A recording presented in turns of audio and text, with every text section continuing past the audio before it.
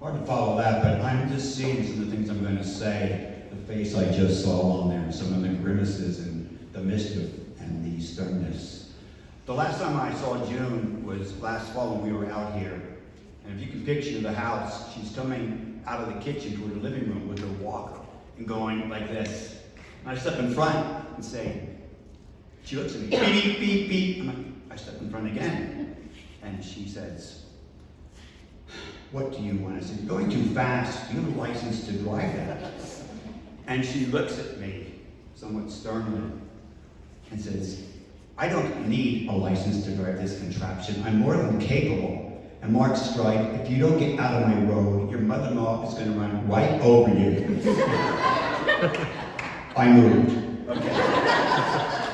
I'm going to do quite a few of these little short things like that. Liz and I were married in 87, John and Terry 89, Jim and Joni 89, and Joni and Terry and I used to go for lunch quite a bit after that. And the gatherings were called the Outlaw Gatherings. And when we would return to the house, June would say, the Outlaws. I wish I had been a fly on the wall to hear what they were saying. Was any of it good? And we would say, some. So, and then there's A1. Right, John? June used to call me A1, but when I wasn't present and John was, he became A1. As number one son-in-law. And the other person would be, what? 1A. So she would constantly say to me when John's in Chicago, Mark Strike, that you boy's looking over your shoulder every moment. You best behave. And many of us would try to become A1, subsequent sons-in-law. But one day, John really wanted to be A1. He was taken to a hospital emergency room. And there's a picture, I hope it still exists somewhere. I know, I hope so. He's laying on the bed, thumbs up, smiling out of the room, and on the door is a big A1.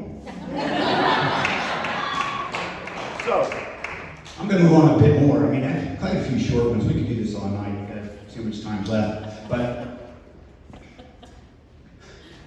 Elizabeth and I went to Philadelphia. I don't know if we were married yet, first year, or still engaged, but we were just sightseeing in the fall, and we bought a couple items for Christmas presents. As you know, June loved to have those stockings with many stocking stuffers in them.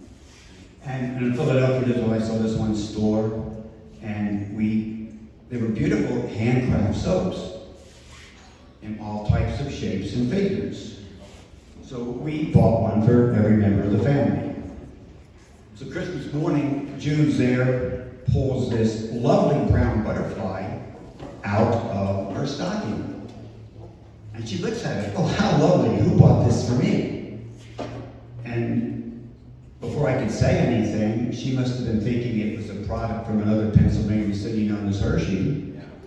And she took this so-called soap, took a bite of the chocolate, and the mouth started sudsing, and the more she tried to talk, the more the suds formed. And I was not 1A. I was washed up. Okay. So, she could hand it out too. She loved to hand it out. And not that was making fun, but just getting the best of the other. And numerous times we would be called over to the Hansens, come on over to Mark and Elizabeth for dinner tonight. And we would go over. And people would say, well, how are the children doing? How are the children? Well, you know, John's doing this, and Jim's doing that, and Kathy's doing this, and Mark's doing this, and whoever I was, Mary, Elizabeth, we're all doing fine. And they said, oh, but you do know all of our children went to Yorktown High School. And they all graduated within 11 years. Sarah, number 7, in 1986. And someone else started at that high school in 1986, me. And 10, 15, 20, 25, 30 years later, June said, Sarah got out in 86. The most recent member of our family to go to that high school is still there. I don't know what's wrong with him. I don't know if he'll ever get out. So June, recently, I got out. So, we'll move on a bit more. Another side of June, which, on the serious side, I like to sit down with people, clothing can talk. You're wearing something that's at the university, a sports suit. You can start up a conversation. And I was out here in Idaho, and somebody from Idaho came up to me and saw something I was wearing from back in the East Coast. And we started chatting, and it came to the point like I knew some of her teachers from high school. I knew a lot of places in common she had talked about. And then she said, well, why are you in Idaho? And I said, I'm visiting. My wife's from Idaho, and we're here for some time in the summer. And my wife is the daughter of June and Earl Hansen. And she looks at me and says, June Hansen. And I said, yes. And she said, one day I met June Hansen, and this woman didn't feel all that well about some things that were going on that day, is what I sensed June apprehended from the conversation. And this woman said to me, June looked at me sternly, spoke sternly, yet compassionately and encouragingly, and helped to make my day. And it just made my day and made me feel very good. Another feather in June's cap. I'm gonna move on with one last thing, and I'm an only child, unlike 7 of them. I never knew my paternal grandparents.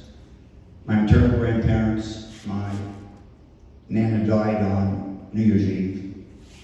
My pap died on Easter Sunday morning.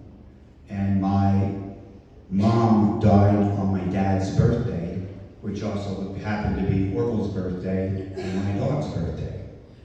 And my dad was living with us, and he said, I want revenge. I'm gonna die on her birthday.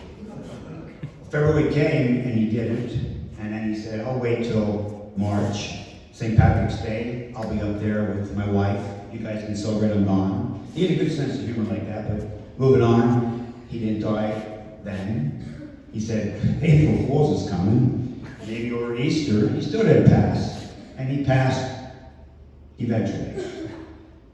We received numerous calls that day, offering sympathy, whatever. Later in the day, June calls, offering condolences. And I said to her about our relation and how she knew this happened. And she said, Mark, today's a holiday. And I'm puzzled. I look at the calendar in the desk next to me, and I don't see it circled as a holiday. And she had been sensed that I was confused.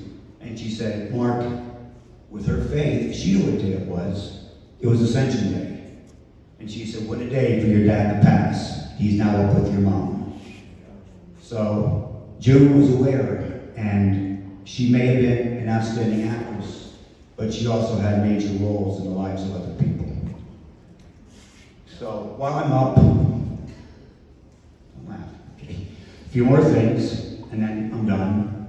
So June, if you've given Orville some free time and peace and quiet, and happen to be eavesdropping on us right now, I'd like you to know you're A1 in my book, and I assume that in the minds of all those here in attendance. So June, thanks for everything. God bless.